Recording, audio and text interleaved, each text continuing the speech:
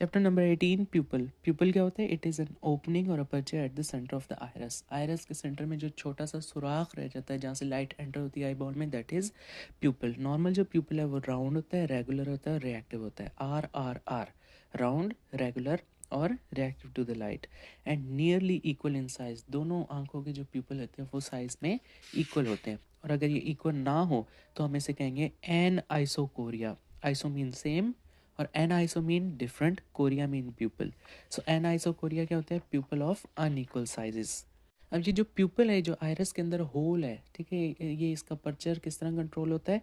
ये हमारे पास sphincter muscles भी कंट्रोल करते हैं और डायलेटर मसल्स भी कंट्रोल करते हैं। जो आयरस के स्फिंक्टर यानी सर्कुलर मसल्स हैं वो क्या है हमारे पास? ये हमारे पास रिंग है स्मूथ मसल फाइबर्स के अराउंड द प्यूपल, और ये टोनिकली एक्टिव होते हैं। अब ये जो सर्कुलर मसल्स हैं जो कि हम कहें स्फिंक्टर मसल्स हैं, तो इनकी सप्लाई कहाँ से आएगी? पैरासिम्पैथेटिक से आएगी। और फाइबर्स कौन से होंगे? Cholinergic fibres. और किस तरह आएगी? थर्ड क्रेनियल नर्व जो ऑक्यूलो मोटर है उसकी वजह से स्फिंक्टर यानी सर्कुलर मसल्स जो है वो कंट्रैक्ट करेंगे और प्यूपल जो है वो कंस्ट्रिक्ट करेगा। तो दूसरे हमारे पास होंगे डायलेटर मसल्स। डायलेटर मसल्स क्या करेंगे? ये मायो एपिथेलियम है जो कि आयरस से एक्सटेंड होती है, इसकी सप्लाई क्या है? सिंपैथेटिक। और अगर सिंपैथेटिक है तो एड्रीनर्जिक फाइबर्स आएंगे। कहाँ से आएंगे? सुपीरियर सर्विकल गैंग्लियन से आएंगे। तो ये जो रेडियल मसल्स हैं या डायलेटर मसल्स हैं, इन्होंने क्या करना है? प्यूपल को डायलेट करना है। स्फिंक्टर मसल्स, सर्कुलर मसल्स क्या करेंगे? कंस्ट्रिक्ट करेंगे। इनकी सप्लाई पैरासिम्पैथेटिक कोलिनर्जिक फाइबर्स आएंगे थर्ड क्रेनियल नर्व ऑक्यूलोमोटर के through. Dilators muscle, radial muscles dilate करेंगे। इनकी सप्लाई जो होगी वो सिंपैथेटिक होगी एड्रीनर्जिक फाइबर्स के through through the cervical superior cervical ganglion. Pupil का जो साइज होता है वो 2 से 3 मिलीमीटर होता है। अगर 2 से छोटा हो तो इसे हम कहेंगे मायोटिक, कंस्ट्रिक्टेड है। और अगर 5 मिलीमीटर से बड़ा हो वी कॉल इट माइड्राटिक यानी डायलेटेड है। अब होता क्या है कि जो नॉर्मल पीपल होता है, जब भी हम एक्साइटेड होते हैं ना, एक्साइटेड में हमारा सिंपैथेटिक नर्वस सिस्टम जो होता है वो एक्टिवेट होता है। तो जब हम एक्साइटेड की स्टेट में होते हैं या फिर हम अंधेरे में जाते हैं तो पीपल क्या करता है? डायलेट करता है, और ज़्यादा से ज़्यादा जो रोशनी है वो पीपल के थ्रू आई में एंटर होती है। लेकिन जब हम लाइट में होते हैं, ठीक है, या फिर सो रहे होते हैं, ये जब कन्वर्जेंस होती है, ठीक है, जब कोई ऑब्जेक्ट हमारी आंख के बिल्कुल पास आ जाता है तो क्या करता है? प्यूपल कंस्ट्रिक्ट करता है। जब भी कन्वर्जेंस होगी तो आइज़ जो होंगी वो अकोमोडेट करेंगी, आइज़ कन्वर्ज करेंगी, प्यूपल कंस्ट्रिक्ट करेगा, और लेंस की जो पावर है, जो उसके डायोप्टर्स हैं वो इंक्रीज़ होंगे। तो लाइट में, स्लीप में और कन्वर्जेंस में प्यूपल कंस्ट्रिक्ट करेगा, एक्साइटमेंट और डार्कनेस में प्यूपल डायलेट करेगा।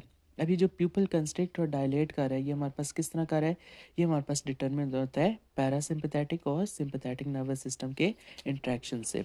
हमें पता है कि ये जो पैरासिम्पैथेटिक नर्वस सिस्टम है ये हमारे पास क्या कराता है? कंस्ट्रिक्शन ऑफ प्यूपल करवाता है। और प्यूपल को कौन कंस्ट्रिक्ट करवाएगा? स्फिंक्टर मसल्स यानी सर्कुलर मसल्स, जो कि पैरासिम्पैथेटिक फाइबर्स जो कि कोलिनर्जिक थे और थर्ड क्रेनियल नर्व जो कि ऑक्यूलोमोटर है उसके थ्रू आ रहे हैं। इसकी वजह से क्या होगा? प्यूपल कंस्ट्रिक्ट करेगा। और डायलेट कैसे करेगा? ये रेडियल मसल्स के थ्रू होगा। ठीक है, रेडियल मसल्स क्या थे? वो हमारे पास सिंपैथेटिक से आ रहे थे, ठीक है, उनकी जो सप्लाई थी वो एड्रीनर्जिक थी, और कहाँ से आ रहे थे? सुपीरियर सर्विकल गैंग्लियन से। तो जो कंस्ट्रिक्शन होगी प्यूपल की, जब लाइट में होंगे, सो रहे होंगे या फिर अकोमोडेशन होंगे, तो क्या होगा कि पैरासिम्पैथेटिक नर्वस सिस्टम जो होगा वो एक्टिवेट होगा। और जब डायलेट होना होगा प्यूपल तो हमारे पास क्या होगा कि जो सिंपैथेटिक नर्वस सिस्टम है वो एक्टिवेट होगा। डायलेट कब होगा? एक्साइटमेंट में होगा, डार्कनेस में होगा। तो यहाँ तक तो हमने पढ़ लिया कि इसके दो सिस्टम्स है, एक पैरासिम्पैथेटिक है और एक सिंपैथेटिक है। पैरासिम्पैथेटिक ने क्या करवाना है? पैरासिम्पैथेटिक ने स्ट्रिक्ट करवाना है, और जो सिंपैथेटिक है उसने क्या करवाना है? डायलेट। तो ये जो पैरासिम्पैथेटिक पाथवे है जिसने कंस्ट्रिक्ट करवाना है उसे हम कहते हैं कि लाइट रिफ्लेक्स पाथवे है, और जो सिंपैथेटिक सिस्टम है जिसने डायलेट करवाना है हम उसे कहते हैं ऑक्यूलो सिंपैथेटिक पाथवे। तो सबसे पहले देखते हैं पैरासिम्पैथेटिक जो कि ऑक्यूलो मोटर नर्व के थ्रू हमारे पास आ रहा है, ठीक है क्या, जिसने क्या कराना है? सर्कुलर मसल्स के थ्रू प्यूपल को कंस्ट्रिक्ट कराना है, उसको हम देखते हैं। उसमें हमारे पास ना 4 डिफरेंट ऑर्डर्स होते हैं। सबसे पहले क्या होगा? रेटिना के अंदर लाइट पड़ेगी, so that's why we call it light reflex pathway. ठीक है, रेटिना के अंदर लाइट पड़ेगी, रेटिना की 10 एक लेयर्स हैं हमें पता है। तो जो लाइट पड़ेगी, जो उस लाइट को रिसीव करेंगे वो कौन से होंगे? Rods and cone cells, photo receptor. वो लाइट लेकर कहाँ भेजेंगे? गैंग्लियन सेल्स पे जो कि रेटिना के ही अंदर होंगे। वो गैंग्लियन क्या करेंगे, आगे फर्दर ऑप्टिक नर्व में भेजेंगे, ठीक है। ऑप्टिक नर्व से ऑप्टिक क्याज्मा में जाएगा, ऑप्टिक क्याज्मा से ऑप्टिक ट्रैक में जाएगा, ऑप्टिक ट्रैक से हमारे पास प्री टैक्टल न्यूक्लियस के अंदर चले जाएंगे। उस प्री टैक्टल न्यूक्लियस के बाद हमारे पास किधर जाएगा, एडिंगर वेस्टफॉल न्यूक्लियस में। ये कहाँ होता है, ये मिड ब्रेन के अंदर होता है। यहाँ पर दोबारा डीकसेशन होगी, ठीक है। लेफ्ट और राइट के फाइबर्स जो होंगे वो शेयर होंगे। एडिंगर वेस्टफॉल से हमारे पास फिर कुछ फाइबर्स निकलेंगे और वो कहाँ जाएंगे, सिलरी गैंग्लियन में। सिलरी गैंग्लियन जो है हमारे पास पैरासिम्पथेटिक जो है वो गैंग्लियन है। इस गैंग्लियन में जो फाइबर्स एंटर हो रहे हैं, गैंग्लियन के अंदर एंटर हो रहे हैं, ठीक है, यानी एडिंगर वेस्टफॉल के, हम उन्हें कहेंगे दे आर प्री गैंग्लियोनिक। इस गैंग्लियन में देन साइनैप्स होंगे, ठीक है हमारे पास। और गैंग्लियन से जो फाइबर्स बाद में बाहर निकलेंगे उन्हें हम कहेंगे पोस्ट गैंग्लियोनिक फाइबर्स। तो पोस्ट गैंग्लियोनिक जो फाइबर्स होंगे ना, वो then oculomotor nerve, short ciliary nerve के थ्रू जो होगा ना, वो आइस के जो स्फिंक्टर मसल्स हैं, जो सर्कुलर मसल्स हैं, उनको सप्लाई करेगा। तो ये हमारे पास था लाइट रिफ्लेक्स पाथवे। इसमें हमारे पास ना 4 न्यूरॉन्स के ऑर्डर होते हैं। देखते हैं आफ्रेंट प्यूपिलरी पाथवे हमारे पास क्या है। सबसे पहले होगा फर्स्ट ऑर्डर न्यूरॉन्स। ये क्या है, ये हमारे पास रेटिना के जो गैंग्लियन सेल्स हैं ना, उन्हें हम कहते हैं। होता क्या है, फोटो रिसेप्टर्स पे लाइट पड़ती है और वो गैंग्लियन के पास जाते हैं। इन गैंग्लियंस को कहते हैं फर्स्ट ऑर्डर। तो क्या होगा देन, वो जो गैंग्लियन है वो आगे ट्रांसफ़र कर देंगे ऑप्टिक नर्व, ऑप्टिक क्याज्मा और ऑप्टिक ट्रैक में। ऑप्टिक ट्रैक से कहाँ जाएगा, प्री टैक्टल न्यूक्लियस। जो प्री टैक्टल न्यूक्लियस है इसे हम कहेंगे ये सेकंड ऑर्डर न्यूरॉन है। इसने क्या किया, पीछे से ऑप्टिक ट्रैक से लिए हैं फाइबर्स और आगे किधर प्रोजेक्ट कर दिए हैं, एडिंगर वास्टफॉल को इप्सिलैटरल साइड में, ठीक हो गया। एडिंगर वास्टफॉल क्या है, ये थर्ड ऑर्डर न्यूरॉन है। ये मिड ब्रेन में होगा और it is parasympathetic motor centre of oculomotor nerve, ठीक है। ऑक्यूलो मोटर भी यहाँ से निकल रही होती है।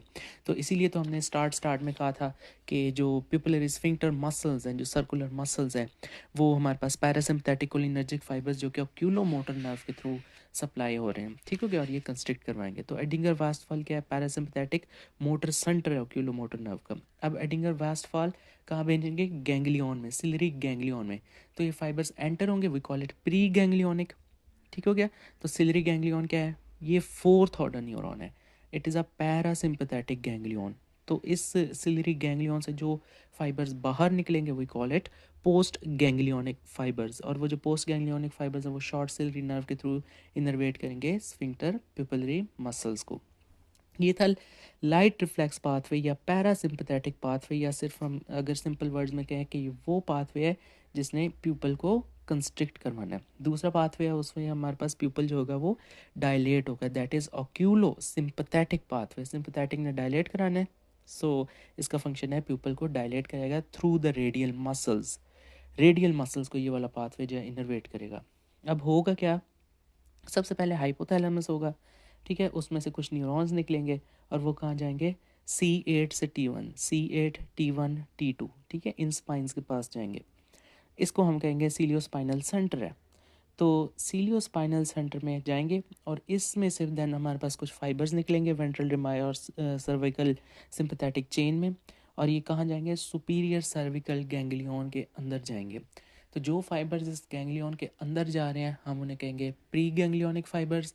और फिर इस सुपीरियर सर्विकल गैंग्लियन से कुछ फाइबर्स बाहर आएंगे, we call it post ganglionic fibres.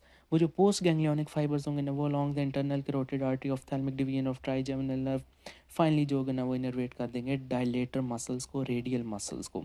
तो ये सारा सिंपथेटिक है। जब भी सिंपथेटिक सिस्टम एक्टिवेट होगा हाइपोथैलेमस के थ्रू C8 से T2 हमारे पास स्पाइनल लेवल से लेकर सुपीरियर सर्विकल गैंग्लियन से ये सारे फाइबर्स जो होंगे ये आइज़ को डायलेट कराएंगे पेन में, फियर में, ठीक है, इन सब में। तो सबसे पहले जो फर्स्ट ऑर्डर न्यूरॉन होगा दैट इज़ पोस्टीरियर हाइपोथैलेमस। यहाँ से हमारे पास कुछ प्री गैंग्लियोनिक फाइबर्स निकलेंगे। क्यों, क्योंकि अभी वो गैंग्लियन में एंटर नहीं हुए, we call it pre ganglionic fibres. ये फर्स्ट ऑर्डर न्यूरॉन्स है और ये डिसेंड करेंगे हमारे पास सीलियोस्पाइनल सेंटर। ये सीलियोस्पाइनल सेंटर क्या है, ये सेकेंड ऑर्डर न्यूरॉन है। ये C8 T1 और T2 इस लेवल को कहते हैं सीलियोस्पाइनल सेंटर। तो सीलियोस्पाइनल सेंटर को कहाँ से आए फाइबर्स, पोस्टीरियर हाइपोथैलेमस से। और फिर ये आगे कहाँ फाइबर्स भेजेगा, सुपीरियर सर्विकल गैंग्लियन में। किस तरह भेजेगा, वेंट्रल रिमाई और सर्विकल सिंपथेटिक चेन के थ्रू। फिर वो फाइबर्स क्या होंगे, सुपीरियर सर्विकल गैंग्लियन के अंदर एंटर हो जाएंगे। जो फाइबर्स एंटर होंगे उन्हें कहेंगे pre synaptic pre ganglionic fibres, और जो इससे निकलेंगे उन्हें कहेंगे पोस्ट गैंग्लियोनिक फाइबर्स। तो इससे फाइबर्स बाहर निकलेंगे वो होंगे थर्ड ऑर्डर न्यूरॉन्स, ठीक हो गया। सुपीरियर सर्विकल गैंग्लियन कहेंगे थर्ड ऑर्डर न्यूरॉन। ये जो फाइबर्स हैं ये along the internal carotid artery, आंख के अंदर तक जाएंगे, ठीक है। वहाँ पर ऑफ्थैल्मिक डिवीनर, trigeminal nerve, nasociliary, long ciliary nerve होंगे और इनरवेट करेगा किसे, डायलेटर प्यूपली मसल्स को। डायलेटर ने क्या करना है, प्यूपल को डायलेट कराना है, यानी रेडियल मसल्स हैं।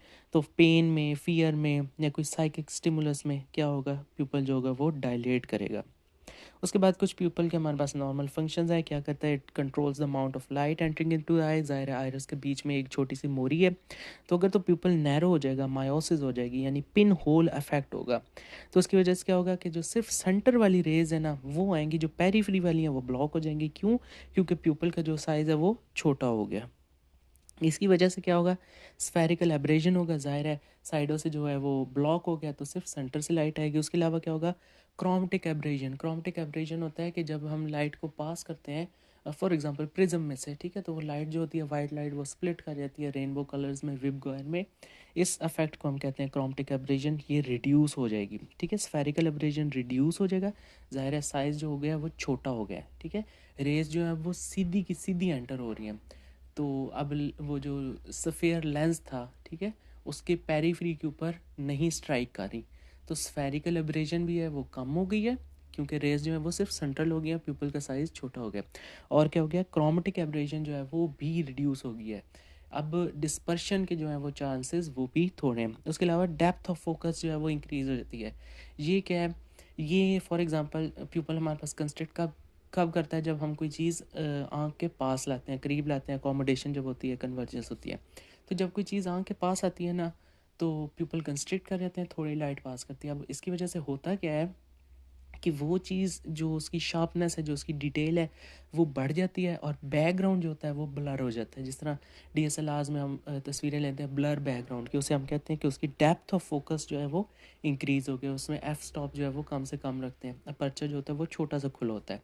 तो जब प्यूपल का जो साइज़ है वो छोटा हो जाएगा, कंस्ट्रिक्ट हो जाएगा, तो चीज़ों की डेप्थ ऑफ फोकस जो है वो बढ़ जाएगी, उनका फोकस जो है वो शैलो हो जाएगा, ठीक है। और डेप्थ ऑफ फोकस बढ़ जाएगी और बैकग्राउंड जो है वो ब्लर हो जाएगा, यानी हाईली डिटेल्ड हमें चीज़ नजर आएगी।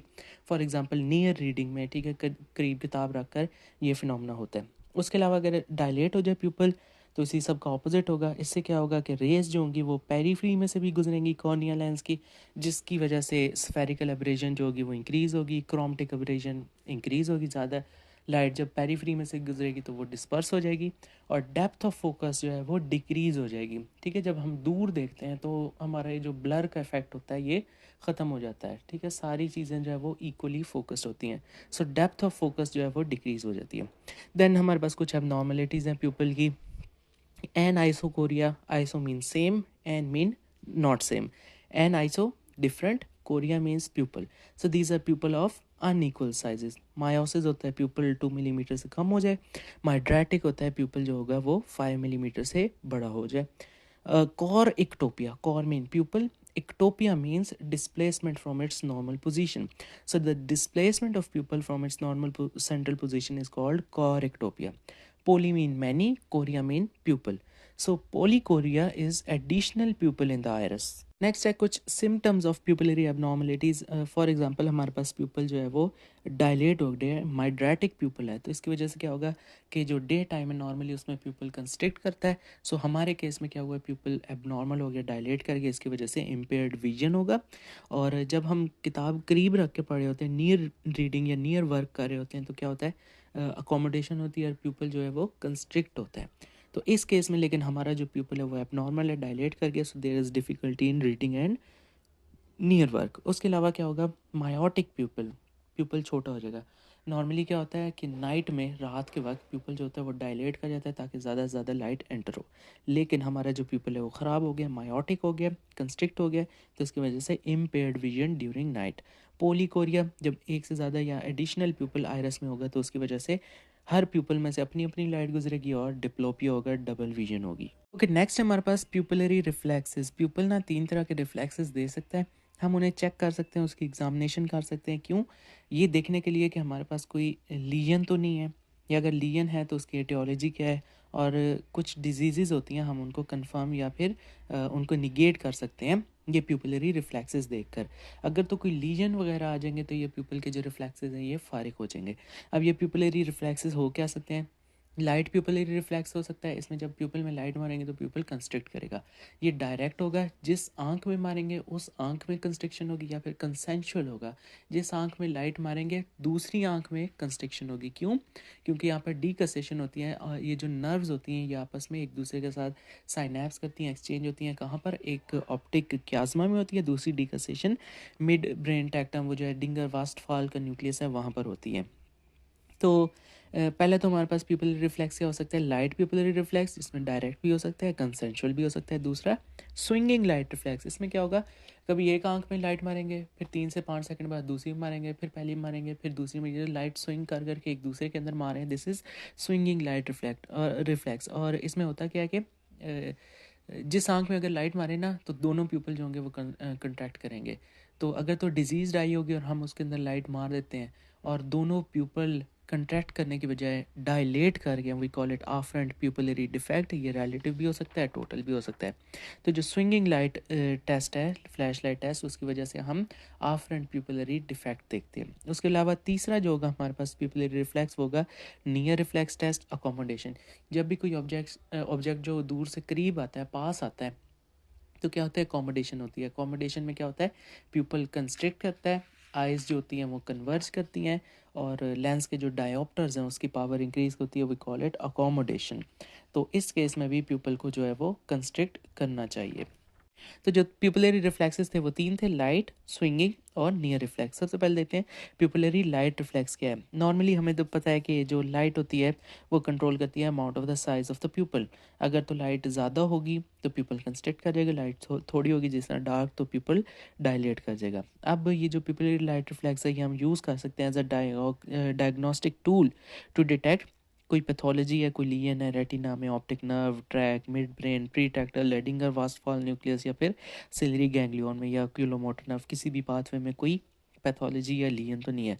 नॉर्मली होता क्या है कि जब हमारे पास लाइट जो है वो फॉल करती है किसी आंख में तो दोनों आंखों के जो प्यूपल हैं वो कंस्ट्रिक्ट करते हैं।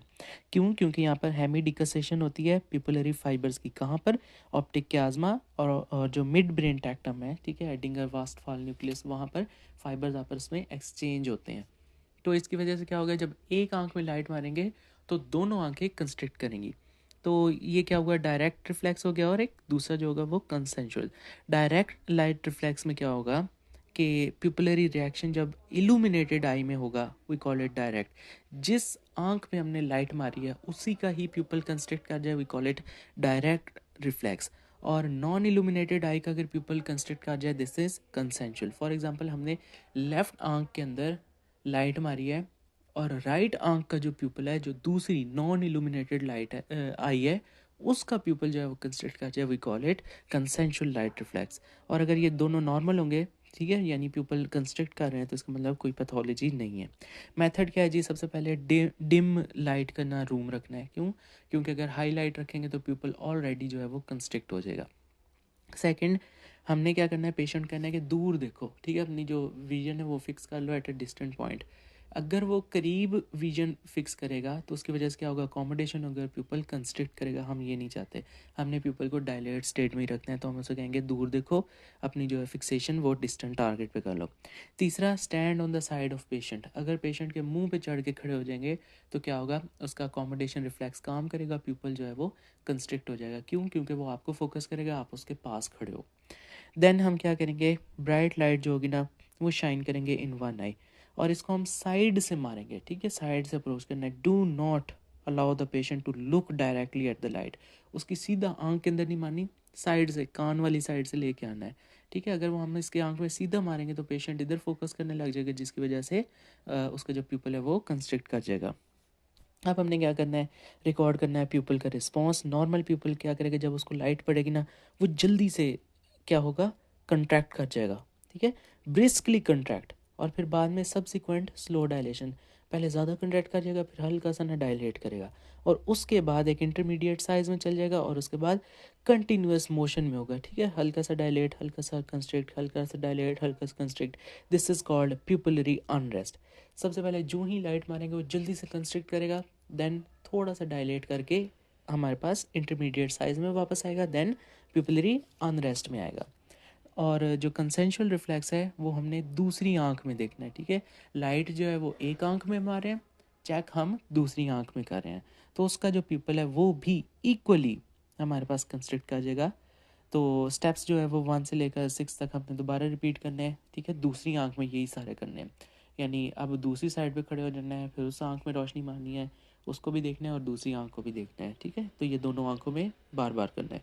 This is pupillary light reflex, direct and consensual। Okay, next है हमारे पास स्विंगिंग फ्लैश लाइट टेस्ट। इसमें क्या होगा, इसमें हम कंपेयर करेंगे direct light reactions to the both eyes. एक आंख में भी लाइट मारेंगे उसका भी हम डायरेक्ट लाइट रिएक्शन चेक करेंगे, दूसरी आंख में भी लाइट मारेंगे उसका भी डायरेक्ट लाइट रिएक्शन चेक करेंगे। अब ये जो स्विंगिंग लाइट टेस्ट है ना, इसमें हम लाइट स्विंग करते हैं, कभी एक आंख में, फिर दूसरी आंख में, फिर पहली आंख में, फिर दूसरी आंख में, ठीक है। और हर आंख में ना 3 से 5 सेकंड के लिए लाइट मार के रखते हैं, फिर दूसरी में स्विच करते हैं, फिर पहली में स्विच करते हैं, ठीक है। तो इससे हम करेंगे क्या, आफ्रेंट प्यूपिलरी डिफेक्ट फाइंड करेंगे। आफ्रेंट प्यूपिलरी डिफेक्ट जो होगा वो रिलेटिव भी हो सकता है, टोटल भी हो सकता है। अब ये होगा क्यों, जब भी कोई रेटिना या ऑप्टिक नर्व में कोई डिजीज़ होगी, इसकी वजह से आफ्रेंट प्यूपिलरी डिफेक्ट होगा। अब होता क्या है कि जब आंख में हम लाइट मारते हैं तो दोनों प्यूपिल जो होंगे वो कंस्ट्रिक्ट करेंगे, ठीक है। लेकिन अगर किसी आंख में आफ्रेंट प्यूपिलरी डिफेक्ट है, फॉर एग्जांपल राइट आई में है, तो हम उस राइट आई में अगर लाइट मारेंगे तो होना क्या चाहिए था कि दोनों प्यूपल को कंस्ट्रिक्ट करना चाहिए था नॉर्मली, लेकिन इस केस में क्या होगा, दोनों प्यूपल डायलेट करेंगे। डिजीज्ड आई में जब हम लाइट मारेंगे तो प्यूपल डायलेट करेंगे। This is swinging flash light test, और इसकी वजह से हम abnormal swinging flash light test, और इसका मतलब है कि आफ्रेंट प्यूपिलरी डिफेक्ट है। और ये होता क्यों है, रेटिना या फिर ऑप्टिक नर्व में कोई लीजन है, कोई इसकी डिजीज़ है, उस वजह से। मेथड क्या है, सबसे पहले एक डार्क रूम होगा, सेमी डार्क रूम होगा, ठीक है। तो उसमें हमने क्या करना है, ब्राइट टॉर्च ले लेनी है और stand at the side of the patient, उसके सामने नहीं खड़ा होना, क्योंकि अगर खड़े होंगे तो पीपल जो है वो उसका कंस्ट्रिक्ट कर जाएगा। फिर उसे कहना है कि अपनी जो फिक्सेशन है, गेज जो है वो फिक्स कर लो किसी डिस्टेंट पॉइंट के ऊपर। क्यों, ताकि उसकी अकोमोडेशन जो है वो रिलैक्स हो जाए, उसका प्यूपल जो है वो डायलेट हो जाए। फिर हमने क्या करना है, एक आंख के अंदर लाइट मारनी है और देखना है कि दोनों आंखों के प्यूपल जो है वो सही तरह कंस्ट्रिक्ट कर रहे हैं, 3 से 5 सेकंड के लिए मारनी है। फिर क्या करना है, वही जो लाइट है स्विंग करके मूव करके दूसरी आंख में ले जानी है क्विकली, और नोट करना है कि क्या दोनों आई की दोबारा कंस्ट्रिक्शन हो रही है। ये भी 3 से 5 सेकंड के लिए रखना है। फिर क्या करना है, फिर वापस पहली में ले आना है, फिर दूसरी में ले आना है, फिर पहली में ले आना है, फिर दूसरी में ले आना है। हर बार 3 से 5 सेकंड के लिए लाइट मारनी है प्यूपल में, ताकि वो स्टेबलाइज रहे, ठीक है। तो ये जो लाइट हम स्विंग कर रहे हैं, कभी एक आंख में, कभी दूसरी में, फिर पहली में, फिर दूसरी में, तो इसकी वजह से होना क्या चाहिए था, हर लाइट पड़ने पर दोनों आंखों को कंस्ट्रिक्ट करना चाहिए था। फॉर एग्जांपल उसकी एक आई जो है वो डिजीज्ड है, ठीक है। तो अगर उस डिजीज्ड आई में हम लाइट मारेंगे तो नॉर्मली पीपल को कंस्ट्रिक्ट करना चाहिए था, लेकिन दोनों पीपल डायलेट कर गए, तो इसमें हमारे पास आफ्रेंट प्यूपिलरी डिफेक्ट होगा। This is swinging flash light test. Okay, next है हमारे पास नियर रिफ्लेक्स। ये क्या है, ये हमारे पास तीसरा जो है वो पिपलरी रिफ्लेक्स। इसमें जब होता क्या है, इट्स अ सिनकाइनेटेड रिफ्लेक्स, और इसमें होगा क्या, जब भी ऑब्जेक्ट कोई दूर से हम करीब लाएंगे तो 3 काम होंगे। आइज़ जो होंगी कन्वर्ज करेंगी, अकोमोडेशन इंक्रीज़ होगी, यानी लेंस के जो डायोप्टर्स है वो इंक्रीज़ होंगे, उसकी रिफ्रैक्टिव पावर इंक्रीज़ होगी, लेंस जो होगा वो ज़्यादा सफेरिकल होगा, और प्यूपल जो है वो क्या करेंगे, कंस्ट्रिक्ट करेंगे। अब मेथड में ऑब्जेक्टिव हमारा क्या है, to check the integrity of connection between accommodation और प्यूपलरी कंस्ट्रिक्शन। क्या अकोमोडेशन और प्यूपल जो कंस्ट्रिक्ट हो रहे हैं ये ठीक तरह से हो रहे हैं, ये चेक करने के लिए हम नियर रिफ्लेक्स करेंगे। मेथड क्या है, नॉर्मली इल्यूमिनेटेड कमरा लेंगे और उसमें हम क्या कहेंगे पेशेंट को कि अपनी जो गेज़ है वो फिक्स कर ले किसी डिस्टेंट टारगेट पे, ताकि उसका जो प्यूपल है वो सही तरह नॉर्मली जो है वो कंस्ट्रिक्ट ना हो, ठीक है, डायलेट हो जाए, डिस्टेंट टारगेट को देखे। उसके बाद हम पेशेंट को कहेंगे कि हाँ अब जल्दी से ना अपनी जो नज़र है ना ये अपने अंगूठे पर मारो, अपने अंगूठा देखो, यानी जो पहले उसने दूर फिक्स की हुई थी अब वो अपने अंगूठे पे देखो। जब वो अपने अंगूठे पे देखा क्या होगा, नियर रिफ्लेक्स होगा, आइज कन्वर्ज करेंगे, अकोमोडेशन होगा और प्यूपल कंस्ट्रिक्ट करेगा। तो हमने ऑब्जर्व कर लेना है प्यूपल रिफ्लेक्स, प्यूपल सही तरह कंस्ट्रिक्ट हो रहा है या नहीं। जब वो अपने अंगूठे पे देखेगा, नियर विजन होगी तो प्यूपल कंस्ट्रिक्ट करेगा, जब वो दूर देखेगा तो प्यूपल डायलेट करेगा। तो इस स्टेप्स को हमने ना काफ़ी टाइम्स जो है वो रिपीट कर लेना है। नॉर्मल टेस्ट में क्या नज़र आएगा, दोनों प्यूपल, दोनों आंखों के प्यूपल जो होंगे वो कंस्ट्रिक्ट करेंगे जब वो अपने अंगूठे को देखेगा, नियर टारगेट को देखेगा। क्यों? क्योंकि अकोमोडेशन हुई है, this is called accommodation reflex. और जब वो डिस्टेंट टारगेट को देखेगा तो दोनों प्यूपल जो होंगे वो डायलेट करेंगे। फिर एक कंडीशन होती है, उसमें हम कहते हैं नियर लाइट नियर डिसोसिएशन। ये लाइट नियर डिसोसिएशन क्या है कि नॉर्मली जो प्यूपल होता है ना वो लाइट रिफ्लेक्स भी देता है। लाइट रिफ्लेक्स मीन्स डायरेक्ट और कंसेंशुअल लाइट रिफ्लेक्स। जब उसमें लाइट आती है तो वो कंस्ट्रिक्ट करता है। नियर का मतलब है यही नियर रिफ्लेक्स, ठीक है, यानी अकोमोडेशन रिफ्लेक्स। जब कोई टारगेट नियर आता है तो प्यूपल जो होगा वो कंस्ट्रिक्ट करेगा। यानी प्यूपल दो तरह से कंस्ट्रिक्ट कर सकता है, लाइट डालने से भी कंस्ट्रिक्ट करेगा, और जब कोई ऑब्जेक्ट आंख के पास आएगा, करीब आएगा, नियर आएगा, अकोमोडेशन होगी, तो प्यूपल कंस्ट्रिक्ट करेगा। Light near. डिसएसोसिएशन, ये जो दोनों कंपोनेंट्स होंगे ना ये डिसएसोसिएट हो जाएंगे। यानी जो हमारा प्यूपल है वो हमारे पास बेटर नियर रिफ्लेक्स देगा, यानी अकोमोडेट हो जाएगा, लेकिन जो लाइट रिफ्लेक्स होगा वो फारिग हो जाएगा। यानी अगर प्यूपल के अंदर लाइट डालेंगे तो वो कंस्ट्रिक्ट नहीं होगा, लेकिन अगर कोई ऑब्जेक्ट उस प्यूपल के पास आ जाएगा तो प्यूपल कंस्ट्रिक्ट हो जाएगा। यानी उसका जो हमारे पास अकोमोडेशन रिफ्लेक्स है वो ठीक है, लेकिन जो लाइट रिफ्लेक्स है वो फारिग है। तो ऐसे प्यूपल को हम कहेंगे कि वो हमारे पास उसकी लाइट नियर डिसोसिएशन होगी। ये हमारे पास कौन से प्यूपल हो सकते हैं, आर्गाइल रॉबर्टसन प्यूपल हो सकता है, एडिस टॉनिक प्यूपल हो सकता है। अब इन दोनों में क्या होता है कि हमारे पास रिस्पांस देंगे अकोमोडेशन को, लेकिन लाइट को कोई रिस्पांस नहीं देंगे, कंस्ट्रिक्ट नहीं होंगे। तो फिर इनमें डिफरेंस क्या है, आर्गल रॉबर्टसन जो होगा ना वो कंस्ट्रिक्टेड प्यूपल होगा, एडिस टॉनिक प्यूपल जो होगा ना वो डायलेटेड प्यूपल होगा। ये जो नियर रिफ्लेक्स है इसके थ्रू हम चेक कर सकते हैं लाइट नियर डिसोसिएशन हुई है या नहीं हुई। अच्छा, जब लाइट रिफ्लेक्स प्रेजेंट हो तो हम नियर रिफ्लेक्स करने की कोई ज़रूरत नहीं है, क्योंकि कोई ऐसी डिजीज़ है ही नहीं कि जिसके अंदर लाइट रिफ्लेक्स हो और ये जो नियर रिफ्लेक्स हो ये ना हो। तो अगर लाइट रिफ्लेक्स आ गया ठीक, तो फिर अकोमोडेशन रिफ्लेक्स करने की कोई ज़रूरत नहीं होती। ओके, नेक्स्ट हमारे पास abnormalities of pupillary reflex. Pupillary reflex क्या थे, लाइट पिपलरी रिफ्लेक्स जो डायरेक्ट और कंसेंशुअल था, स्विंगिंग फ्लैश लाइट टेस्ट और नियर रिफ्लेक्स टेस्ट जिसे हमने अकोमोडेशन टेस्ट था। ये जो तीन रिफ्लेक्सेस हैं इन्हें हमने कहा पिपलरी रिफ्लेक्सेस हैं, इनकी एबनॉर्मलिटीज़ हुई। तो पॉसिबल क्लिनिकल कंडीशंस क्या हो सकती हैं, सबसे पहले जो हमने स्विंगिंग लाइट रिफ्लेक्स किया, ठीक है, कभी एक आंख में कभी दूसरी आंख में, उसकी वजह से हमें मिल सकता है आफ्रंट पिपलरी डिफेक्ट। ये किस वजह से हो सकता है, ये ऑप्टिक नर्व का लीजन हो सकता है या फिर कोई रेटिनल डिजीज़ हो सकती है। ये जो आफ्रंट पिपलरी डिफेक्ट है ये रिलेटिव आफ्रंट भी हो सकता है, टोटल आफ्रंट भी होगा। रिलेटिव आफ्रंट होगा जब यूनिलैटरल इनकम्प्लीट कोई ऑप्टिक नर्व का लीजन होगा या रेटिनल डिजीज़ होगी। और टोटल आफ्रंट पिपलरी डिफेक्ट कब होगा, जब कंप्लीट हमारे पास ऑप्टिक नर्व लीजन होगा। इसके अलावा हमें मिला कोई सेंट्रल डिफेक्ट। सेंट्रल डिफेक्ट कहाँ मिल सकता है, ऑफ कोर्स सेंट्रल है तो ये मिड ब्रेन में मिल सकता है, ठीक है। उसके अलावा पीरियड्रैक्टल न्यूक्लियस में मिल सकता है, एडिंगर वास्टफॉल न्यूक्लियस में कहीं भी मिल सकता है। तो इसकी क्लिनिकल कंडीशंस में क्या होगा, आर्गल रॉबर्टसन प्यूपल, ये हमने किस तरह फाइंड किया, नियर रिफ्लेक्स करके या फिर अकोमोडेशन रिफ्लेक्स करके, जिसमें हमारे पास लाइट नियर डिसोसिएशन थी। उसके बाद हमारे पास कुछ ईफरेंट प्यूपलरी डिफेक्ट मिले। Efferent mean exit from the central nervous system, वो नर्व जो नर्वस सिस्टम से आइज़ की तरफ आ रही हैं, ठीक है, ब्रेन से एग्जिट हो रही हैं। तो ईफरेंट प्यूपलरी डिफेक्ट में हमारे पास पैरासिम्पथेटिक पाथवे में भी डिफेक्ट हो सकता है, सिंपथेटिक में भी हो सकता है। अगर तो पैरासिम्पथेटिक पाथवे में डिफेक्ट हुआ है तो उसका मतलब थर्ड क्रेनियल नर्व पाल्सी है या फिर एडिस्टोनिक प्यूपल है, ठीक है, जिसे हम सिलरी गैंग्लियन की डैमेज कहेंगे। और अगर सिंपथेटिक पाथवे है तो उसमें क्या हो सकता है, हॉर्नर सिंड्रोम हो सकता है।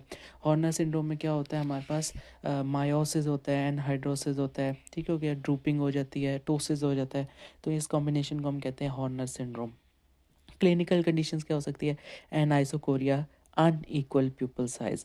उसके अलावा लाइट नियर डिसोसिएशन, ये हमने किस तरह देखा था, नियर रिफ्लेक्स के थ्रू देखा था, ठीक है। इसमें क्या हुआ था, लाइट रिएक्शन एब्सेंट था, यानी प्यूपल के अंदर अगर लाइट मारते हैं तो वो कंस्ट्रिक्ट नहीं करता, बट अकोमोडेशन इज़ प्रेजेंट। लेकिन जब कोई ऑब्जेक्ट हम दूर से करीब लाते हैं तो प्यूपल कंस्ट्रिक्ट कर जाता है, यानी अकोमोडेशन पे रिस्पॉन्स कर रहा है लेकिन लाइट पे रिस्पॉन्स नहीं कर रहा। इसमें क्या क्या आ सकते थे, एडिस पीपल आ सकता था, Adie's tonic pupil, Argyll Robertson pupil, dorsal midbrain syndrome या फिर aberrant third nerve regeneration. Okay, next is afferent pupillary defect. Afferent means जो फाइबर्स प्यूपल से लेकर ब्रेन तक जा रहे हैं, इसमें क्या है, कंडक्शन डिफेक्ट है. ठीक है, आफ्रेंट फाइबर्स का जो ब्रेन तक जा रहे हैं. अब होगा क्या कि इसमें प्यूपल जो होंगे रिस्पॉन्ड करेंगे different to the stimulus of light. और ये हमने किस तरह देखा था, स्विंगिंग फ्लैश लाइट टेस्ट से देखा था. एटियोलॉजी का प्यूपल ये जो है ये क्यों डिफरेंट जो है वो हमारे पास रिस्पॉन्ड दे रहे हैं, क्योंकि आफ्रेंट फाइबर्स जो हैं जो ब्रेन तक जा रहे हैं वो फारिग हो गए हैं. आफ्रेंट फाइबर्स में क्या आ सकते हैं, ऑप्टिक नर्व भी आ सकती है, या रेटिना के जो गैंग्लियंस, कोई रेटिनल डिजीज़. तो ऑप्टिक नर्व को क्या क्या हो सकता है, ऑप्टिक न्यूराइटिस, ऑप्टिक न्यूरोपैथी या ऑप्टिक नर्व ट्यूमर्स. रेटिना को क्या हो सकता है, इस्कीमिया हो सकता है रेटिनल वेन्स का, जिसने सप्लाई करना था तो रेटिना फारिग हो गया. या फिर सेंट्रल रेटिनल आर्टरी ओक्लूजन या रेटिनल डिटैचमेंट, जिसमें सेंसरी रेटिना उखड़ जाएगा पिगमेंटेड रेटिना के साथ. Unilateral advanced glaucoma. अब टाइप्स देखें इस आफ्रेंट प्यूपिलरी डिफेक्ट की, तो रिलेटिव आफ्रेंट भी हो सकता है और एब्सोल्यूट यानी टोटल आफ्रेंट प्यूपिलरी डिफेक्ट भी हो सकता है. अब जो प्यूपिल ख़राब हुआ है हमारे पास रिलेटिव आफ्रेंट प्यूपिलरी डिफेक्ट में, उस प्यूपिल को हम कहेंगे मार्कस गन प्यूपिल. और अगर टोटल आफ्रेंट प्यूपिलरी डिफेक्ट है तो उस प्यूपिल को हम कहेंगे एम्यूरोटिक प्यूपिल. तो सबसे पहले RAPD देखते हैं. रिलेटिव आफ्रेंट प्यूपिलरी डिफेक्ट में क्या होगा, it is cause bye unilateral या इनकम्प्लीट ऑप्टिक नर्व लीजन या कोई सीवियर रेटिनल डिजीज़ है. ठीक है, इनकम्प्लीट लीजन है या सीवियर रेटिनल डिजीज़ है. क्लिनिकल डायग्नोसिस किस तरह की है, स्विंगिंग लाइट टेस्ट हमने यूज़ किया है. इसमें हुआ क्या है कि एक आंख और दूसरी आंख के अंदर ना हम लाइट हर 3 से 5 सेकंड के बाद ना स्विच करते हैं, कभी पहली में कभी दूसरी में, कभी पहली में कभी दूसरी में. अब होगा क्या कि इसमें एक आंख जो होगी वो डिजीज़ होगी. फॉर एग्ज़ाम्पल हम कहते हैं कि जो राइट आई है ना वो हमारे पास ख़राब है, उसकी जो ऑप्टिक नर्व है उसके अंदर कोई लीजन है. तो जब हम ग्रॉस अपीयरेंस करेंगे ना, दोनों जो प्यूपल हैं वो हमें इक्वल साइज़ के नॉर्मल नज़र आएंगे. लेकिन जब हम लेफ़्ट आई में आंख लाइट मारेंगे, लेफ़्ट आई कौन सी थी, नॉर्मल आई थी. लेफ़्ट आई में हमने लाइट मारी तो उसकी वजह से क्या हुआ, दोनों आंखों के प्यूपल जो है वो कंस्ट्रिक्ट किए. दोनों क्यों, क्योंकि यहाँ पर डिकसेशन हुई है फाइबर्स की, ऑप्टिक क्याज्मा में भी, एडिंगर वास्टफॉल में भी. तो जब लेफ़्ट आई में हमने लाइट मारी तो दोनों आंखों के जो प्यूपल हैं उन्होंने कंस्ट्रिक्ट किया. फिर जो लाइट हमने स्विंग करके किधर ले गए, राइट आई में. राइट आई जो थी वो हमारी डिजीज्ड आई थी. अब होना क्या चाहिए था कि राइट आई में जब हमने लाइट मारनी थी तो दोनों पीपल अगेन कंस्ट्रिक्ट करने चाहिए थे, लेकिन इस केस में वो पीपल नहीं कंस्ट्रिक्ट करे, दोनों पीपल जो हैं वो डायलेट कर गए. ठीक हो गया. फिर जब हम नॉर्मल आई की तरफ ले जाएंगे तो दोनों पीपल कंस्ट्रिक्ट करेंगे. फिर जब हम डिजीज्ड आई की तरफ ले जाएंगे तो दोनों पीपल जो होंगे वो डायलेट करेंगे. तो डिजीज्ड आई में लाइट मारने से दोनों पीपल डायलेट करें. This is relative afferent pupillary defect. और ये क्यों हुआ है, इनकम्प्लीट लीजन है ऑप्टिक नर्व का या फिर सीवियर रेटिनल डिजीज़ है. अब हो गया क्या कि जो RAPD है this is always unilateral phenomena. ठीक है, बायलैटरल एसिमेट्रिकल ऑप्टिक नर्व और retinal lesion does not cause RAPD. अब RAPD की ग्रेडिंग करें तो ग्रेड 1 2 3 4 है. अब होता क्या है कि डिजीज आई में जब हम लाइट मारते हैं तो वो जो प्यूपल है वो डायलेट करता है. अब ये डायलेट किस तरह के फैशन के साथ हो सकता है, कितने स्पाइस के साथ हो सकता है, इस बेसिस पे हम इसको ग्रेड करते हैं ग्रेड 1 2 3 और 4 में. अगर तो कोई हल्की सी पहले इनिशियल कंस्ट्रक्शन हुई है देन डायलेट कर गया है. ठीक हो गया, डायलेट ही करना है एंड में प्यूपल ने, कंस्ट्रक्ट के बाद डायलेट कर गया, दिस इज़ ग्रेड 1. अगर कोई कंस्ट्रक्शन ही नहीं हुई और हौली हौली हौली हौली डायलेशन हुई है, डिले के साथ डायलेशन हुई है, दिस इज़ ग्रेड 2. और अगर हमने लाइट मारी है और इमीडिएट डायलेट कर गया, दिस इज़ ग्रेड 3. और अगर हमने लाइट मारी और इमीडिएटली डायलेट कर गया larger than 50% of the normal people, this is grade 4. ठीक है, ग्रेड 1 2 3 और 4. उसके बाद हमारे पास आएगा टोटल आफ्रेंट प्यूपलरी डिफेक्ट TAPD. इसका जो प्यूपल होगा उस प्यूपल को हम कहेंगे एम्यूरोटिक प्यूपल. अब इसमें जो होगा वो कंप्लीट ऑप्टिक नर्व का जो होगा वो लीजन होगा. इसको भी हम स्विंगिंग फ्लैश लाइट टेस्ट से वो डिटेक्ट करेंगे. तो जिस आई में ऑप्टिक नर्व लीजन होगा ज़ाहिर है उसके ऑप्टिक नर्व भी फारेग है, जिस नर्व ने विजुअल एक्यूटी वगैरह जो है वो मेंटेन करनी थी, कलर विजन कंट्रास्ट ये सारी चीज़ें जिसने विजन दिखाना था, उस नर्व में ही कंप्लीट लीजन आ गया.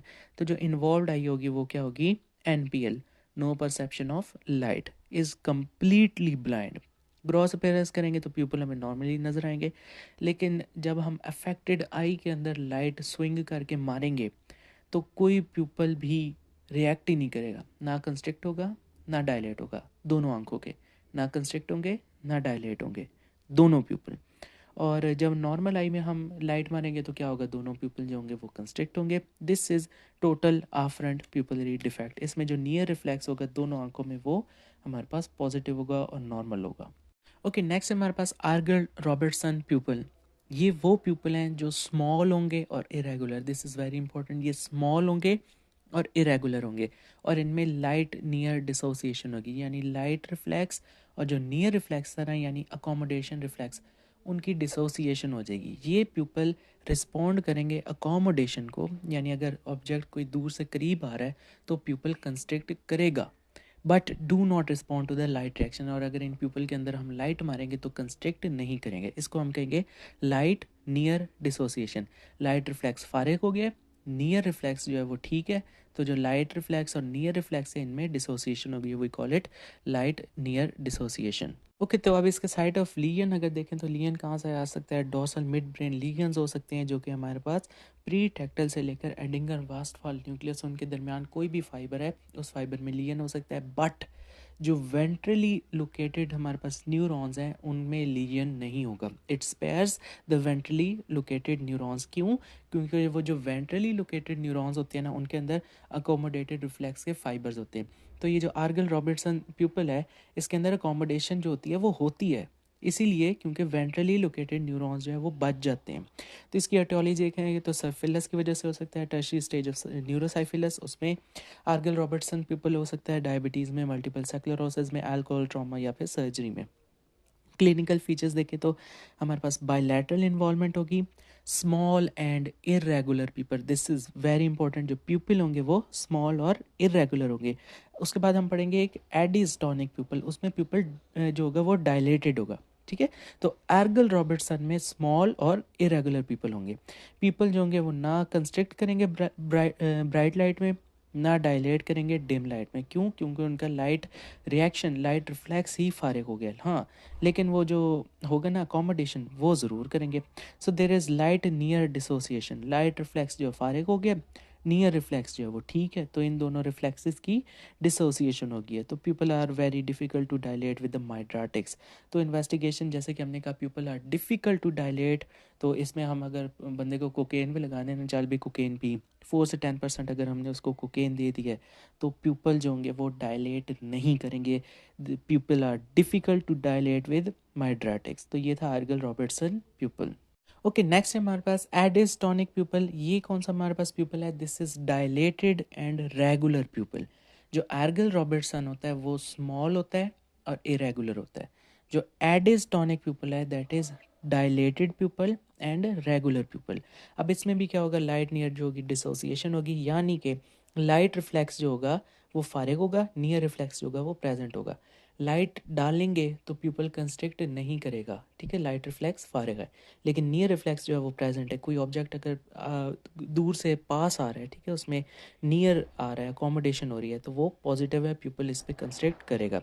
सो there is light reflex, near reflex, dissociation, we call it light near dissociation. Aetiology क्या है? ये हमारे पास डैमेज हो सकती है सिलरी गैंग्लियन को या शॉर्ट सिलरी नर्व्स को। अब होता क्या है कि ये जो सिलरी गैंग्लियन और शॉर्ट सिलरी नर्व्स हैं इनमें से पैरासिम्पथेटिक फाइबर्स निकलते हैं जिन्होंने सप्लाई करना होता है हमारे पास सर्कुलर और स्फिंक्टर्स मसल को। ठीक हो गया, तो उन्होंने क्या कराना था, आयरस उन्होंने कंस्ट्रिक्ट कराना होता था। अब इनको तो डैमेज हो गई है, तो इसकी वजह से क्या होगा, जो प्यूपल है वो डायलेट कर जाएगा। ठीक है, this is commonly done by the viral infection, diabetes mellitus, trauma या फिर सर्जरी। क्लिनिकल फीचर्स में दिस इज यूनिलैटरल।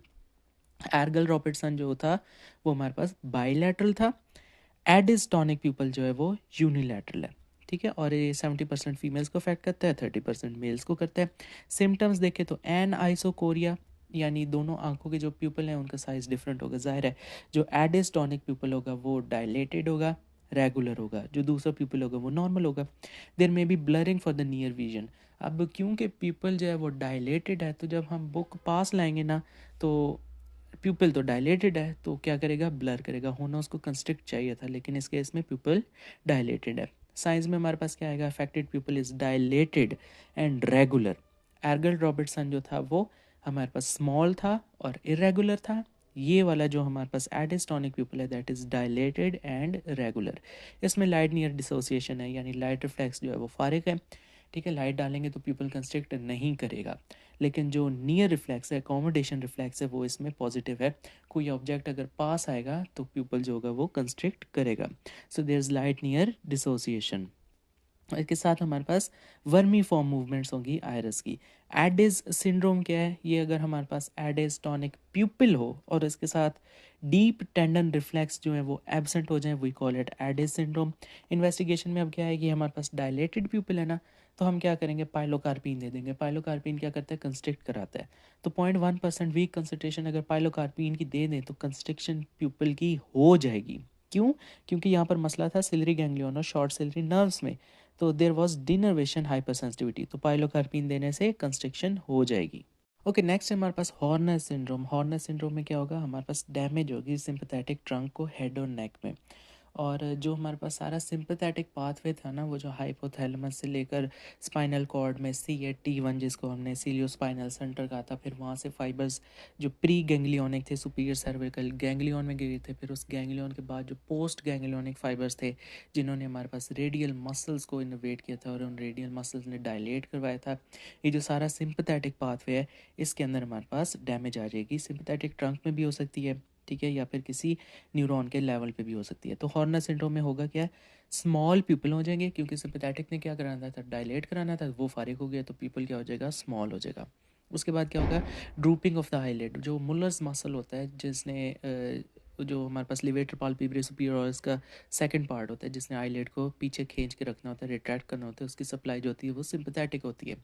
तो ये फारिग हो गया तो मुलर्स मसल फारिग हो जाएगा, जिसकी वजह से drooping of the eyelid, ptosis हो जाएगा, माइल्ड सा टोसिस हो जाएगा। उसके अलावा क्या होता है, सिंपैथेटिक नर्वस सिस्टम ने स्वेटिंग भी करानी होती है, और अगर वो डैमेज हो गया तो इनएबिलिटी टू स्वेट। सो इसमें हमारे पास टोसिस होगा, यानी आईलिड जो होगी ड्रूप हो जाएंगी, एनहाइड्रोसिस स्वेटिंग नहीं होगी, और जो होगा मायोसिस प्यूपल जो है वो कंस्ट्रिक्ट कर जाएगा on that side of the face. अब लेफ्ट भी है और राइट भी है, तो अगर लेफ्ट पे हुआ है तो ये सब कुछ लेफ्ट पे ही होगा, ipsilateral side of the face. Aetiology क्या है, it is cause by the damage to the sympathetic trunk head और नेक में। और सिंपैथेटिक सप्लाई जो होगी ना आई को, उसमें 3 डिफरेंट न्यूरॉन्स होते हैं, first order neuron, second order neuron और थर्ड ऑर्डर न्यूरॉन। उसमें किसी भी लेवल पे डैमेज हो सकती है। तो अगर हम फर्स्ट ऑर्डर न्यूरॉन की बात करें जिसका हम कहेंगे सेंट्रल लीजन, वहाँ पर कोई डैमेज है, कोई लीजन है, ये कहाँ से लेकर कहाँ तक है, हाइपोथैलेमस से लेकर स्पाइनल कॉर्ड तक। स्पाइनल कॉर्ड में जो C8 से लेकर T1 जिसे हमने कहा था सीलियोस्पाइनल सेंटर, वहाँ तक। तो हाइपोथैलेमस से लेकर स्पाइनल कॉर्ड तक जितने फाइबर्स हैं they are first order neuron. और उनकी क्या क्या डिजीज़ हो सकती है, कोई स्ट्रोक हो सकती है, हमारे पास लैटरल मेडुलरी सिंड्रोम हो सकता है, डीमाइलेटिंग मल्टीपल सेक्लरोसिस हो सकता है, syringomyelia, trauma, cervical spinal cord tumour हो सकता है, कोई स्पाइनल कॉर्ड का ट्यूमर। तो उस केस में जितने हाइपोथैलेमस से लेकर स्पाइनल कॉर्ड तक फाइबर्स जा रहे थे हमारे पास सिंपैथेटिक, वो सारे फारिग हो जाएंगे। This is first order neuron lesion. अब वो जो स्पाइनल कॉर्ड थी C8 से T1 जिसे हमने सीलियोस्पाइनल सेंटर कहा था, वहाँ से लेकर अगर सुपीरियर सर्विकल गैंग्लियन तक फाइबर्स जो हैं वो डैमेज होंगे, this is second order neuron lesion. ठीक हो गया। तो सुपीरियर सर्विकल गैंग्लियन, इस गैंग्लियन के अंदर जो फाइबर्स आ रहे हैं दे आर प्री गैंग्लियोनिक, और इस गैंग्लियन से जो फाइबर्स बाहर निकलेंगे they are postganglionic. So इस सारे में अगर हमारे पास जो प्री गैंग्लियोनिक फाइबर्स वो इफेक्ट हो गए, this is second order neuron lesion. इसकी कॉजेज में हमारे पास थायराइड कार्सिनोमा आ सकता है, वर्टिबल मेटास्टेसिस, सब क्लेवियन एनेरिज्म वगैरह, ट्रॉमा, या फिर सर्विकल लिम्फेडिनोपैथी। अब इस गैंग्लियन से बाहर हमारे पास फाइबर्स निकलेंगे, they are post ganglionic fibres, और they travel along the internal carotid artery up to the radial muscles of the eye to innervate them. ठीक है, तो थर्ड ऑर्डर न्यूरॉन क्या है, ये हमारे पास सुपीरियर सर्विकल गैंग्लियन से लेकर रेडियल मसल्स तक जो फाइबर्स है they are third order neuron. तो इसमें हमारे पास लियन कहाँ कहाँ से आ सकता है, इस लियन को कहेंगे पोस्ट गैंग्लियोनिक, क्योंकि ये गैंग्लियन के बाद फाइबर्स निकले हैं। लियन आ सकता है करोटिड आर्टरी में, ठीक है, डायसेक्टिंग एनेरिज्म हो सकता है, उसके अलावा क्लस्टर हेडेक हो सकता है, कवर्ना साइनस का कोई मैस हो सकता है। अब हॉर्नर सिंड्रोम के क्लिनिकल फीचर्स क्या है, हमने बताया कि मुलर्स मसल की सिंपैथेटिक सप्लाई थी वो फारिग हो गई, जिसकी वजह से आईलिड ड्रूप कर गई, ऊपर वाली आईलिड ड्रूप कर गई, वी कॉल इट टोसिस। इसके अलावा इन्वर्स टोसिस होता है। अब होता क्या है कि जो लोअर आईलिड होती है ना, वो रिट्रैक्ट होकर रखती है, वो लोअर आईलिड नॉर्मल पोजीशन में थोड़ी सी नीचे की तरफ खींच के रहती है। जब ये हमारे पास इसका सिंपैथेटिक ट्रंक का जो है कोई लीजन वगैरह हो जाएगा तो जो लोअर लिड रिट्रैक्टर है वो फारिग हो जाएंगे, जिससे जो लोअर आईलिड है वो ऊपर की तरफ मूव कर जाएगी, यानी ऊपर वाली आईलिड नीचे और नीचे वाली आईलिड ऊपर। उसकी वजह से ऐसा लगेगा कि आंख जो है ना वो अंदर की तरफ चल गई है, एन ऑफ्थेल्मोस हो गया, लेकिन ये सूडो एन ऑफ्थेल्मोस है, हमें ये सिर्फ फील हो रहा है, सच में आंख अंदर की तरफ नहीं गई। So we call it pseudo enophthalmos. It is due to ptosis and the elevation of lower lid. तो माइल्ड टोसिस हो गया, इन्वर्स टोसिस हो गया जिसमें लोअर लिड जो ऊपर आ गई, सूडो एन ऑफ्थेल्मोस हो गया, उसके अलावा प्यूपिल जो है वो मायोटिक हो गया। ये सारा पाथवे था सिंपैथेटिक, इसने रेडियल मसल्स को जाकर सप्लाई किया था, रेडियल ने डायलेट करवाना होता है। ये पाथवे तो हो गया फारिग, यानी रेडियल मसल्स भी हो गए फारिग, तो इसकी वजह से क्या हुआ, प्यूपिल कंस्ट्रिक्ट कर गया, so we call it miotic pupil. उसके अलावा एन आइसोकोरिया हमने बताया ये on that side of the face, ipsilateral side of face, तो जो दोनों प्यूपिल होंगे उनके साइज में डिफरेंस आ जाएगा, we call it anisocoria. An iso mean different, coria means pupil, pupil of different sizes. और ये कब होगा, डिम लाइट में जाएंगे तो ये ज़्यादा होगा। उसके अलावा हीट्रोक्रोमिया, ये कंजेनिटल टाइप में होगा, इसमें क्या होगा, hetero mean different, chromia means colour, colour of the iris, तो इसमें जो आयरस का कलर है वो चेंज हो जाएगा। देन इसमें हमारे पास एक और फीचर होगा एनहाइड्रोसिस। अब जितने भी हमारे पास स्वेटिंग थी उसकी सप्लाई थी सिंपैथेटिक, सिंपैथेटिक होगी फारिग, तो पसीना आना जो है वो बंद हो गया, रिड्यूस स्वेटिंग होगी on that side of the face, ipsilateral side of the face, so there is anhidrosis. उसके अलावा जो प्यूपिलरी कंस्ट्रिक्शन है, यानी लाइट रिफ्लेक्स जो है वो नॉर्मल होगा, और नियर रिफ्लेक्स जो होगा वो भी नॉर्मल होगा, यानी प्यूपल सही तरह अकोमोडेट भी करेगा, अगर कोई ऑब्जेक्ट दूर से पास आएगा तो प्यूपल सही तरह कंस्ट्रिक्ट करेगा, और अगर उस प्यूपल में लाइट मारेंगे तो फिर भी सही तरह कंस्ट्रिक्ट करेगा। सो लाइट रिफ्लेक्स भी नॉर्मल होगा, डायरेक्ट और कंसेंशुअल, और उसके अलावा नियर स्टिमुलस जो होगी वो भी नॉर्मल होगी, क्योंकि जितने भी प्यूपिलरी रिफ्लेक्स के फाइबर्स हैं वो हमारे पास इंटैक्ट हैं। इन्वेस्टिगेशन में हम डायग्नोज भी कर सकते हैं और लेवल भी हम आइडेंटिफाई कर सकते हैं, क्या ये प्री गैंग्लियोनिक है यानी सुपीरियर सर्विकल गैंग्लियन से पहले पहले है, या पोस्ट गैंग्लियोनिक है सुपीरियर सर्विकल गैंग्लियन के बाद बाद है। अगर तो हमने डायग्नोज सिर्फ करना है कि ये हॉर्नर है या नहीं है, तो हम उसके लिए एप्राक्लोनिडीन और कोकेन यूज़ करेंगे, और अगर हमने लेवल कंफर्म करना है कि प्री गैंग्लियोनिक है या पोस्ट गैंग्लियोनिक है, तो हम फिनाइलेफ्रीन या हाइड्रोक्सी एम्फेटामिन और एड्रेनालिन को है वो यूज़ कर सकते हैं। तो एड्रेनालिन और फिनाइलेफ्रीन का एक ही काम है, ठीक है, हाइड्रोक्सी एम्फेटामिन जो है वो थोड़ा सा चेंज है, देन हम इसको स्टडी करते हैं। तो फार्माकोलॉजिकल टेस्ट में सबसे पहले आएगा एप्राक्लोनिडीन और कोकेन। एप्राक्लोनिडीन और कोकेन सिर्फ डायग्नोज करने के लिए कि ये हॉर्नर सिंड्रोम है या नहीं। अब जब एप्राक्लोनिडीन डालेंगे तो हॉर्नर प्यूपल डायलेट करेगा, लेकिन जो नॉर्मल प्यूपल होगा ना वो अनअफेक्टेड रहेगा। और जब कोकेन डालेंगे तो जो हॉर्नर प्यूपल है वो अनअफेक्टेड रहेगा, और जो नॉर्मल प्यूपल है ना वो डायलेट करेगा, यानी ऑपोजिट काम है। एप्राक्लोनिडीन से हॉर्नर प्यूपल डायलेट करेगा और कोकेन से नॉर्मल प्यूपल डायलेट करेगा। अब इसके पीछे क्या साइंस है, एप्राक्लोनिडीन हमें पता है अल्फा वन एगनिस्ट है, ठीक है, अल्फा वन रिसेप्टर्स को जाकर स्टिमुलेट करेगा, और नॉर्मल प्यूपल के ऊपर इसका थोड़ा इफेक्ट है। अब जो हमारे पास हॉर्नर वाला प्यूपल है वो क्या हुआ है, डिनरवेटेड हुआ है, ठीक है, उसका सिंपैथेटिक ट्रंक जो है वो फारिग है, उसको जो है वो चोट लग रही है। तो अल्फा वन रिसेप्टर्स जो होंगे वहाँ पर अनरेगुलेटेड है, ठीक है, वहाँ पर उनकी फीडबैक रेगुलेशन नहीं हो रही, वो बिल्कुल आज़ाद हैं। तो जो हमारे पास जो हेटेड साइड होगी, जहाँ पर हमारा सिंपैथेटिक नर्व ट्रंक जो है वो डैमेज है, जहाँ पर डीनर्वेटेड है, ठीक है, डायलेटर मसल्स, यानी इन सिंपल वर्ड्स हम कहें वहाँ पर कोई रेगुलेशन हो ही नहीं रही, तो एप्राक्लोनिडीन डालेंगे तो उसका हमें जो होगा वो इफेक्ट नज़र आएगा। तो Horner pupil will dilate, why, because there is no regulation, ठीक है, कोई फीडबैक रेगुलेशन हो ही नहीं रही।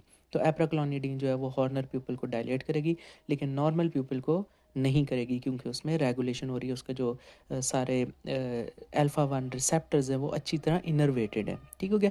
उसके बाद हम यूज़ करेंगे कोकेन। कोकेन क्या करती है, it blocks the reuptake of norepinephrine, ठीक है, जो नॉरएपिनेफ्रीन हमारे पास पोस्ट गैंग्लियोनिक नर्व एंडिंग पे रिलीज़ हो रहा था उसका रीअपटेक जो है वो ब्लॉक करती है, जिसकी वजह से क्या होता है, ये जो नॉरएपिनेफ्रीन होता है ये हमारे पास कलेक्ट होता जाता है, एक्यूमुलेट होता जाता है, और उसकी वजह से जो नॉर्मल पीपल है वो क्या करेगा, डायलेट करेगा। हॉर्नर सिंड्रोम में क्या है, वो तो डीनर्वेटेड है, ठीक है, उसकी तो एड्रीनलिन सिक्रीशन है ही नहीं, जब एड्रीनलिन ही नहीं है तो उसने किस चीज़ की रीअपटेक को ब्लॉक करना है, वो तो खे ब्लॉक करेगी, ठीक है। तो हॉर्नर सिंड्रोम में को हमारे पास नॉर एड्रीनलिन है ही नहीं, तो कोकेन ने उसके ऊपर कोई इफेक्ट करना ही नहीं है। तो कोकेन जो है वो सिर्फ नॉर्मल पीपल के ऊपर इफेक्ट करेगी, और नॉर्मल पीपल को क्या करेगी, डायलेट करेगी। हॉर्नल पीपल के ऊपर इसके ऊपर कोई असर नहीं होगा।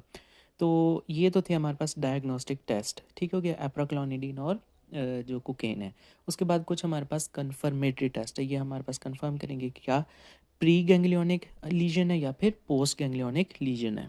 ओके, तो फिनाइल एफ्रीन और हाइड्रोक्सी एम्फेटामीन ये हम यूज़ करेंगे, जिस तरह ऑलरेडी बताया कि डिफ्रेंशिएट करने के लिए कि प्री गैंग्लियोनिक लीजन है या पोस्ट गैंग्लियोनिक। अब सबसे पहले हम फिनाइल एफ्रीन या फिर एड्रीनलिन, ये दोनों एक ही तरह काम करेंगी।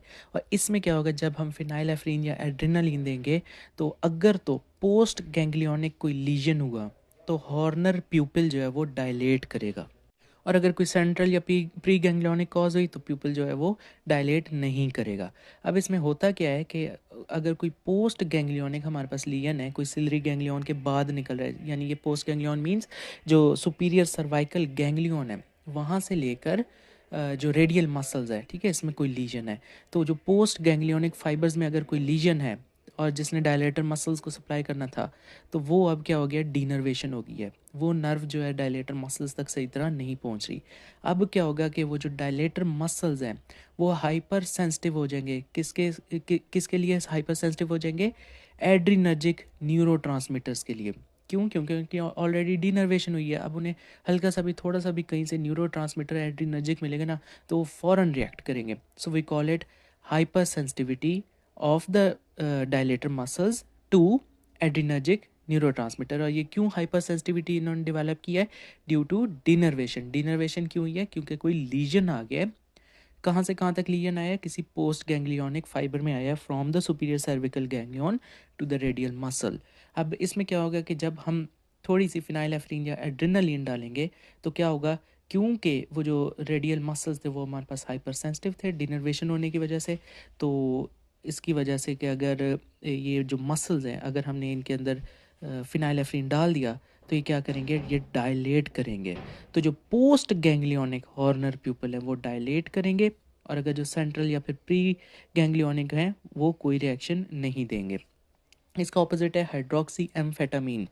एम्फेटामीन अगर डालेंगे तो क्या होगा, सेंट्रल या जो प्री गैंग्लियोनिक होंगे ना हमारे पास लीजन्स, उसके हॉर्नर प्यूपल जो है वो डायलेट करेंगे। पोस्ट गैंग्लियोनिक हॉर्नर प्यूपल जो है वो डायलेट नहीं करेंगे। अब इसके पीछे क्या साइंस है, ये जो एम्फेटामीन्स होती हैं या हाइड्रोक्सी एम्फेटामीन्स होती हैं, ये क्या कराती हैं, ये हमारे पास रिलीज़ कराती है नॉर एपिनेफ्रीन का from normal functioning post ganglionic nerve endings. Normal functioning, ठीक हो गया। तो नॉर्मल फंक्शनिंग हमारे पास क्या होंगे, सेंट्रल या फिर प्री गैंग्लियोनिक्स। तो इस केस में अगर हम हाइड्रोक्सी एम्फेटामीन डालेंगे तो अगर सेंट्रल या प्री गैंग्लियोनिक हमारे पास कोई प्यूपल का लीजन होगा तो वो डायलेट करेगा, और अगर पोस्ट गैंग्लियोनिक हॉर्नर प्यूपल का लीजन है तो वो डायलेट नहीं करेगा।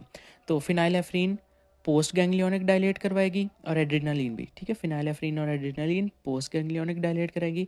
हाइड्रोक्सी एम्फेटामीन जो होंगी वो क्या कराएंगी, सेंट्रल या फिर प्री गैंग्लियोनिक हॉर्नर प्यूपल जो होगा अगर उसमें कोई लीजन है तो उसको डायलेट कराएंगी। क्यों? क्योंकि हमारे पास रिलीज कराती है norepinephrine from normally functioning post ganglionic nerve endings. Okay, next हमारे पास types of pupil in coma. जब भी कोई कोमा का पेशेंट होगा उसके या प्यूपल डायलेट कर सकता है या उसका प्यूपल जो है वो कंस्ट्रिक्ट कर सकता है। अगर तो प्यूपल डायलेट करेगा हम उसे कहेंगे हचिसन्स प्यूपल, और अगर कंस्ट्रिक्ट करेगा तो we call it miotic pupil. Hutchinson के अपने कॉजेज हैं, इसमें होगा हमारे पास pupil dilated, that is poor reactive to light, light को वो हमारे पास कोई अच्छा रिस्पॉन्स नहीं देगा। ये किस में होगा, कोमाटोज पेशेंट में होगा, ऐसे पेशेंट्स जो कोमा में पड़े हैं। क्यों? क्योंकि उनका इंट्राक्रेनियल प्रेशर जो है वो इंक्रीज़ कर गया है, कोई सुपरा टेंटोरियल मैस है। सुपरा टेंटोरियल क्या है कि हमारे ब्रेन का जो पोस्टीरियर साइड है जहाँ पर सेरिबेलम पड़ा हुआ है वहाँ पर एक टेंट लाइक स्ट्रक्चर है, we call it tentorium cerebelli. उससे ऊपर ऊपर कोई मैस होगा, we call it supratentorial mass. तो उसकी वजह से इंट्राक्रेनियल एक्सपेंडिंग होगी और वो क्या करेगा, हमारे पास प्यूपिलो मोटर फाइबर्स जो हैं उनको अफेक्ट करेगा। ये फाइबर्स क्या हैं, ऑक्यूलो मोटर नर्व के जो सुपरफिशियल जो बाहर वाले फाइबर्स हैं जिन्होंने प्यूपल को कंस्ट्रिक्ट कराना होता है, प्यूपिलो मोटर फाइबर्स, ये अफेक्ट होंगे। तो अगर ये फारिग हो जाएंगे, इन्होंने प्यूपल को कंस्ट्रिक्ट करवाना था, ये फारिग हो गए, तो उसकी वजह से क्या होगा, प्यूपल जो होगा वो डायलेट कर जाएगा। तो जिसकी वजह से हमारे पास हचिसन्स प्यूपल होगा। दूसरा वेरिएंट है हमारे पास मायोटिक प्यूपल। अब ये जो प्यूपल है कंस्ट्रिक्ट क्यों हो गया कोमा में? नॉर्मली क्या होता है कि जो हमारा पोन्टाइन्स होते हैं वो ना ये जो एंजर वेस्टफॉल न्यूक्लियस है इसको कंटिन्यूसली इनहिबिटरी इम्पल्सेस भेजी जा रहे होते हैं, यानी पॉन्स ना एंगर वेस्टफॉल न्यूक्लियस को कंटिन्यूसली इनहिबिटरी पल्सेस जो है वो भेज रहे होते हैं।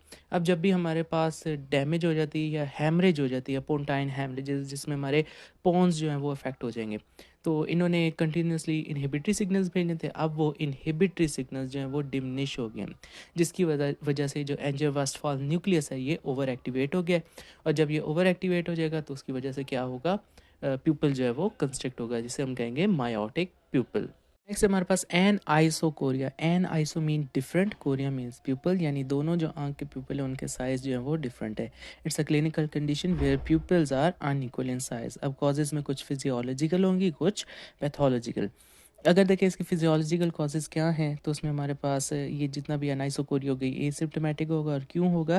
Because there is brisk response of people to the light accommodation, जिसकी वजह से हो सकता है एक पीपल जो है वो थोड़ा सा छोटा रह जाए, दूसरा जो है थोड़ा सा बड़ा रह जाए। This is physiological anisocoria due to brisk response of pupil to the light accommodation, and this is generally asymptomatic condition. दूसरी जो होगी हमारे पास पैथोलॉजिकल एनाइसोकोरिया होगी, उसमें प्यूपल डायलेट भी कर सकता है, प्यूपल कंस्ट्रिक्ट भी कर सकता है। अगर तो प्यूपल डायलेट करेगा, माइड्रेटिक प्यूपल एबनॉर्मलिटी है, तो वो हमारे पास थर्ड क्रेनियल नर्व पाल्सी की वजह से होगी। तो हमें पता है कि जो ऑक्यूलोमोटर है थर्ड नर्व, उसके अंदर कुछ हमारे पास प्यूपलरी फाइबर्स भी होते हैं जो क्या करवाते हैं, प्यूपल कंस्ट्रिक्ट करवाते हैं। अगर थर्ड नर्व की पाल्सी होगी, जिसने प्यूपल कंस्ट्रिक्ट करवाना था, वो फारिग हो गए, तो प्यूपल एक साइड का डायलेट हो जाएगा। उसके बाद हमारे पास एडिज टॉनिक प्यूपल। एडिज हमें पता था ये क्या था, इट इज़ टॉनिकली डायलेटेड प्यूपल, ठीक है। यूनिलैटरल होगा और डायलेटेड और रेगुलर क्यों होगा?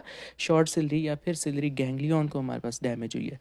कुछ फार्माकोलॉजिकल एजेंट्स हो सकते हैं, जैसा एट्रोपिन डायलेट करवाई, एक आंख में डालेंगे, ट्रोपिकामाइड, ठीक है। इस वजह से एन आइसोकोरिक जो होगी वो माइड्रेटिक प्यूपल एबनॉर्मलिटी होगी। ट्रॉमा हो सकता है, आइरिडोप्लेजिया फॉर एग्जांपल, ट्रॉमा हुआ आयरस जो है ना उसने कंट्रैक्ट करना छोड़ दिया, प्लेजिक हो गया, ठीक है। आइरिडोप्लेजिया प्यूपल जो है वो डायलेट कर जाएगा। इस तरह रेयर्स इंट्राओकुलर प्रेशर में भी प्यूपल जो है वो डायलेट कर जाएगा। जब हम ग्लाइकोमा वाला चैप्टर पढ़ेंगे तो उसमें हमने देखा था कि ग्लाइकोमा में भी जो प्यूपल होता है वो डायलेटेड होता है। इस तरह जो है वो constricted pupal, constricted pupal abnormality क्या हो सकती है? प्यूपल हमारा कंस्ट्रिक्ट क्यों कर सकता है? एन आइसोकोरिक एक आंख का, Horner syndrome, of course ipsilateral side के ऊपर अगर हमारे पास कोई सिंपैथेटिक ट्रंक डैमेज हो जाए, जिसकी वजह से टोसिस, मायोसिस और एनहाइड्रोसिस होता है, तो हॉर्नर सिंड्रोम में प्यूपल कंस्ट्रिक्ट कर जाएगा। एगल रॉबर्टसन प्यूपल, यस, ये भी हमारे पास क्या होगा, small irregular shaped constricted pupil होगा। उसके अलावा कुछ फार्माकोलॉजिकल एजेंट्स हो सकते हैं, जिस तरह पाइलोकार्पिन, ये क्या करेंगी, कंस्ट्रिक्ट करवाएंगी। Headache, migraine variant cluster headache, इससे प्यूपल कंस्ट्रिक्ट होगा। और इन्फ्लेमेशन, जिस तरह हमारे पास आयराइटिस या फिर हमारे पास एंटीरियर यूवियाइटिस वगैरह हो सकते हैं, उसमें प्यूपल जो है वो कंस्ट्रिक्ट करेगा। So these are the anisocoric conditions in pathological cases. तो ये हमने पढ़ लिया है एन आइसोकोरिया।